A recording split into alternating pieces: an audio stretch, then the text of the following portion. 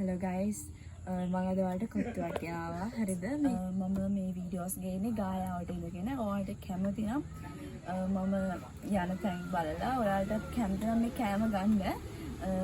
අද ගෙනත් තියෙන්නේ කොත්තුවක්. ඊට අමතරව මේ කන්න හදාගත්ත පරිසරයත් ඔයාලට පේන්න ඇති. හරිම ලස්සනයි. අපි කොත්තුවට අමතර අපේ හේතුත් ගත්තා. ගයිස් මේක ඔයාලට ගන්න පුළුවන්. ගාල්ල අවට ගාල අවට තමයි මේක තියෙන්නේ. බලමු පෝෂන් එක හොඳයිද කියලා.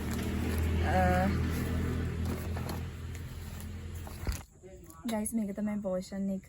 අපි බලමු මොනවද තියෙන්නේ කියලා. පෝෂන් එක නම් හොඳයි. බලමු රසත් ඒ වගේ තියෙනවද කියලා. මම හොදි ගන්න ආස නැහැ ගයිස්. ඒකින්ද මම බලන්නම් කොච්චර රසයිද කියලා.